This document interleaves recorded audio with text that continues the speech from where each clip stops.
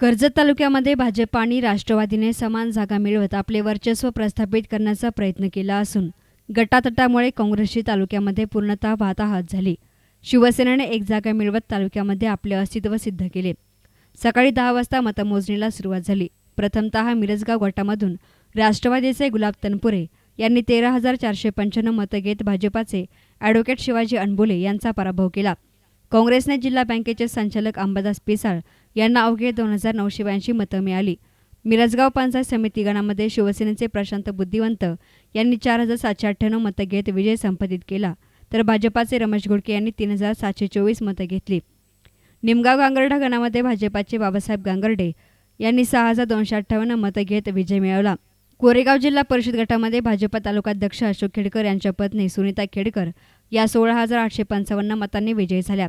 काँग्रेसचे विद्यमान जिल्हा परिषद सदस्य प्रवीण घुले यांच्या मातोश्री निर्मला घुले यांना 13,354 मतं मिळाली. खेडकर या 3,501 मतांनी विजयी झाल्या. पंचायत समितीच्या कोरेगाव गणामधून कोरेगावचे सरपंच बापूसाहेब शेळकेंच्या पत्नी पुष्पा शेळके यांनी 7,473 मतं घेत काँग्रेसच्या पुष्पा निकत यांचा पराभव केला. कर्जत शहरामधून विजयी उमेदवारांच्या विजयी मिरवणुका निघत होत्या. मोठ्या प्रमाणात गुलालाची उधळण करत कार्यकर्ते जल्लोष करत होते.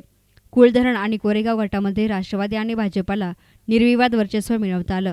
मात्र राशन आणि मिरजगाव गटामध्ये संमिश्र निकाल पाहायला मिळाला. कर्जत तालुक्यामध्ये यापूर्वी जिल्हा परिषदच्या 5 जागा होत्या. त्यामध्ये 3 राष्ट्रवादीकडे तर 2 काँग्रेसकडे होत्या.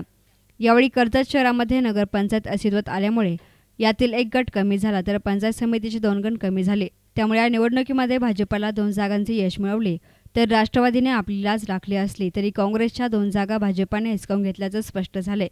कर्जत पंचायत समितीमध्ये गेली 5 राष्ट्रवादीकडे, 3 काँग्रेसकडे, 1 जागा भाजपाकडे आणि 1 जागा अपक्षकडे होती. यावेळी कर्जत पंचायती समितीच्या 8 जागांमध्ये भाजपाने 3, राष्ट्रवादीने 3 आणि शिवसेनेने 1 तर 1 जागा अपक्षाला मिळाली आहे. कर्जत पंचायत समितीमध्ये त्रिशंकू परिस्थिती निर्माण झाली असून पंचायत समितीवर कोणाचा झेंडा फडकतो याकडे सर्वांचंच लक्ष लागून आहे. न्यूज रिपोर्टर आशिष बोरा, एस9 मीडिया, कर्जत.